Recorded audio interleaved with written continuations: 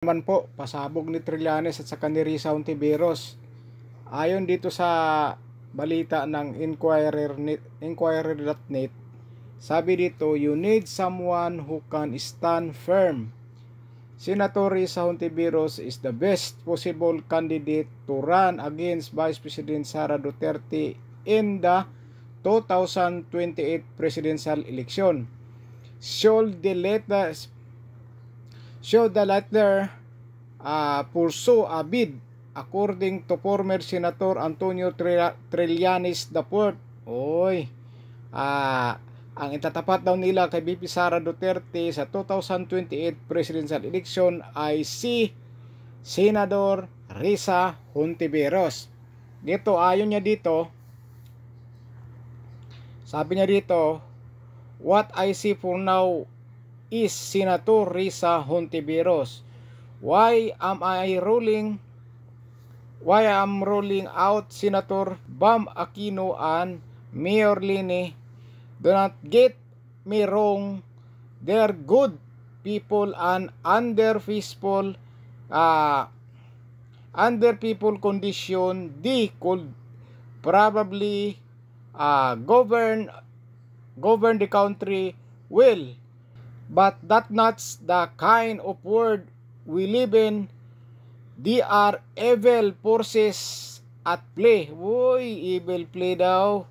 Ayon kay Trillanes. So you need someone who can stand firm, and Senator Risa Hontiveros demonstrated that time and again. Former Senator Antonio Trillanes IV on the best possible candidate to run against Vice President Sara Duterte in the 2028 election. Post po ito na Inquirer.net. Kita nyo naman mga kababayan, di ba? Pilit na po talaga nilang ilaglag si VP Sara Duterte sa 2028 presidential election. Kaya pinipilit nila yung impeachment. Kasi kapag na-impeach po talaga si VP Sara Duterte at maging guilty, hindi na po siya makakatakbo sa 2028 presidential election. Yan po ang target nila. Paano to ngayon? Kahit anong gawin nila, hindi man nila mapabagsak si VP Sara Duterte. Kaya ngayon, sinabi na ni Trillanes na si Risa Hontiveros ang itatapat nila kay VP Sara Duterte sa 2028 presidential election. Halata na masyado, di ba mga kababayan? Yung ginagawa nilang impeachment, halata na gaanong halata na po talaga, dahil may pakay po talaga na magiging presidente si Risa Hontiveros. Tingnan po natin dito sa reaksyon, 9,100, kung alin ang pinakamaraming pabor. 9,100, pindutin natin. Pindot, ulitin natin. Ayaw na pindot.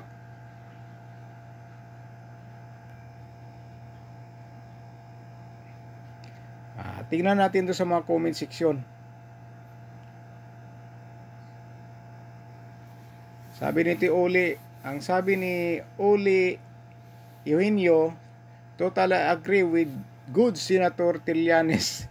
The country needs someone who has integrity, honest, knowledge, and skill to run the country, who will do what is right and face the crisis and enemies of the state head on with no fear or favor. All these qualities of person can be found with Senator Risa Hontiveros. Natatawa ko dito. Tingnan natin tong 521. Ay, siya ako'y pinagtatawanan lang. 309 yung tumawa sa comment. Ayan. Pero dito sa 9,100, napakarami pong tumawa dyan. Nasa mga 5,000 po mahigit. 5,000 mahigit. Tapos marami pa pong nagagalit dyan. Hindi lang natin ma-open. Ewan ko kung bakit. Sabi naman dito ni Edwax Hirosin, the endorser can run for Boracay Tanod. The endorser can run for Barangay Tanod. pinagtawanan. Yan, marami pa rin tawa. Sabi naman dito ni Hana, the consistent versus the unstoppable. O, di ba? Sabi naman dito ni TC, hahaha, no to PhilHealth Queen, 1.7 billion illegal bonuses. Kita mo lang, naglabasan na yung mga sikrito. Ito sabi ni Leonardo, better if Leni Robredo for the next president than Hontiveros. Ang problema ngayon, si Risa man talaga ang gusto niya maging presidente. Yan po talaga ang gusto ni Risa, na gusto niya maging presidente. Ayan na, support sa kanya si Trillanes. Kaya si Leni nanahimik dahil gusto ni Risa siya talaga. Sabi ni Edgar, let's do it, Senator Risa 2028. 177 yung reaction. Tingnan natin.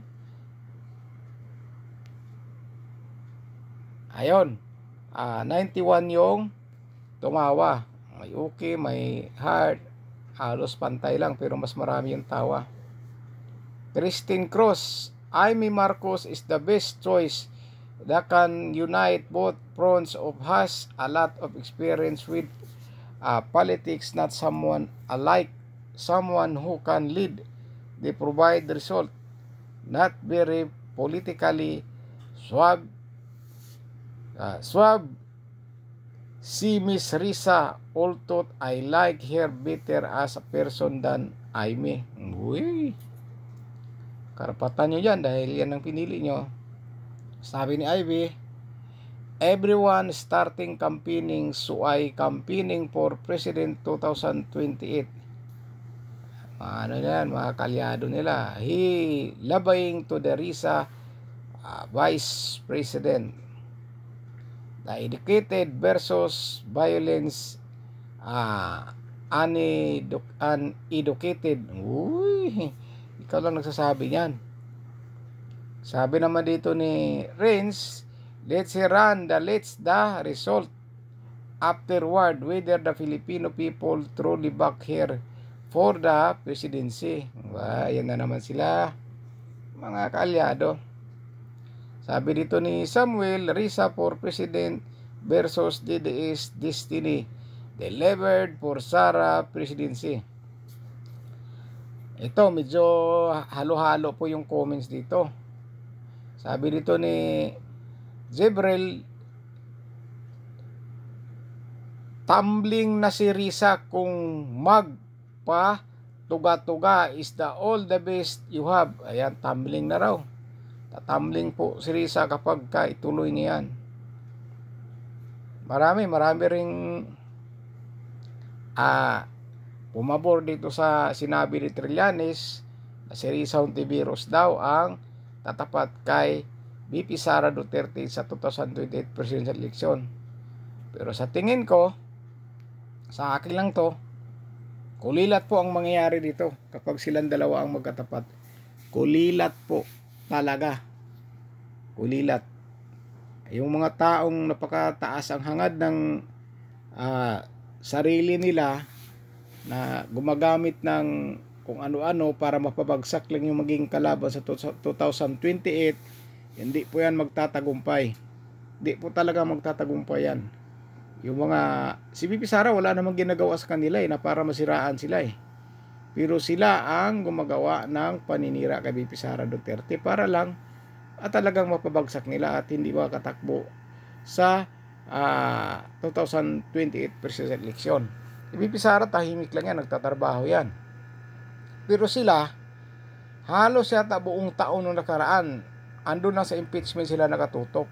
Puro Duterte tinatarget nila. Nakapuko sila doon. Hindi ko alam kung may nagagawa silang trabaho para sa taong bayan Ay kita naman po natin sa balita, lagi itong active sa mga pagdating sa impeachment. Pilit na pilit po talaga niya kahit halos wala na pong kakampi to si Risa. Grabe po to talaga. Yung pala may balak po talagang maging pangulo. Hanggang pangarap na lang. Unang takbo na sa pagkasenador, 2 beses, di kasi nanalo eh. Pangatlo, hingi siya ng tulong kay VP Sara Duterte, nanalo siya. Di ba? Nanalo siya. Tinulungan si VP Sara Duterte. Si VP Sara Duterte mismo nagsabi doon sa hearing. Humingi sa kanya ng tulong si Risa Hontiveros, kaya tinulungan ni VP Sara Duterte. Nung nanalo na, ayan, may pangarap ng presidente, tinitira ng mga Duterte. Kaya kayo na po magsabi dito mga kababayan ko anong masasabi dito na si Risa Hontiveros daw ang itatapat nila kay VP Sara Duterte sa presidential election o 2028 presidential election. Comment nyo lang po sa baba kung ano pong masasabi nyo dito sa pahayag daw ni Trillanes. At saka yun naman sinabi ni Risa gusto nang tumakbo sa pagkapangulo. Comment nyo lang po sa baba mga kababayan kung ano pong masasabi nyo dito sa mga pahayag na ito sa balita po ng Inquirer.net.